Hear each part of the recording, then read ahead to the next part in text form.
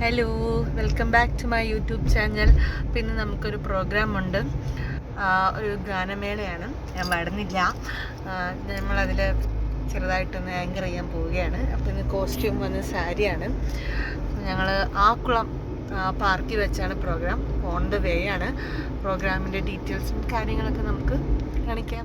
ഞാൻ എൻ്റെ ലൈഫിൽ ഫസ്റ്റ് ടൈം ചെയ്യുന്നതാണ് ആങ്കറിങ് എന്ന്.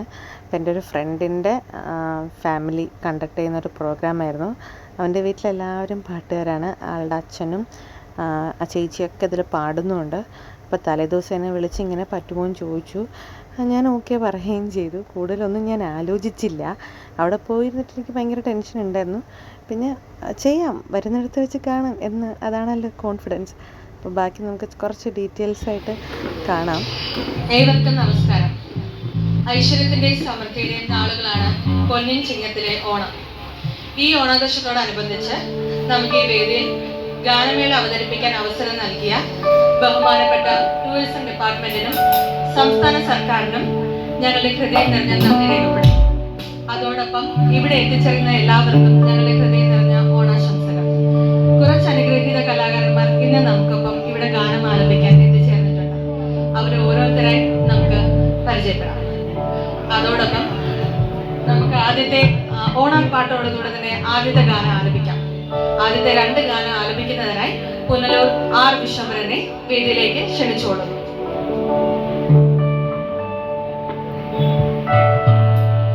അപ്പോൾ എൻ്റെ ഫ്രണ്ടിൻ്റെ ഫാദറും ചേച്ചിയാണ് ഫസ്റ്റത്തെ നിങ്ങൾ ഇതിൽ കാണാൻ പോകുന്ന 2 പേര്. ആലപിക്കാനായി യാഷിനെയും അഖിലിനെയും ക്ഷണിക്കുന്നു.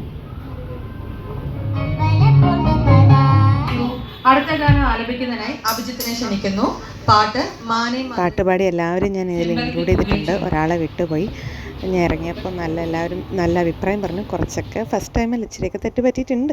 ഹലോ, അപ്പോൾ ഇന്നത്തെ പരിപാടിയൊക്കെ കഴിഞ്ഞ് ഞങ്ങൾ തിരിച്ചു പോവുകയാണ്. സമയം ഏതാണ്ട് 10 മണിയായിട്ടുണ്ട്. ആദ്യമായിട്ടാണ് സ്റ്റേജിൽ കയറി ഇങ്ങനൊരു സാഹസത്തിന് ഞാൻ മുതിർന്നത്.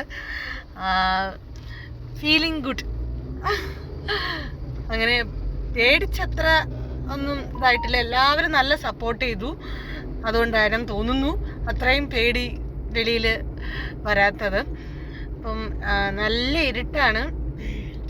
പിന്നെ എൻ്റെ ഫോണിൻ്റെ ക്ലാരിറ്റിയും വളരെ കുറവാണ്. നിങ്ങൾക്ക് എന്നെ കാണാൻ പറ്റുന്നുണ്ട് എന്ന് ഞാൻ വിശ്വസിക്കുന്നു. അപ്പോൾ ഇത്രയേ ഉള്ളൂ. അടുത്ത വീഡിയോ ആയിട്ട് പിന്നെ കാണാം. ബൈ.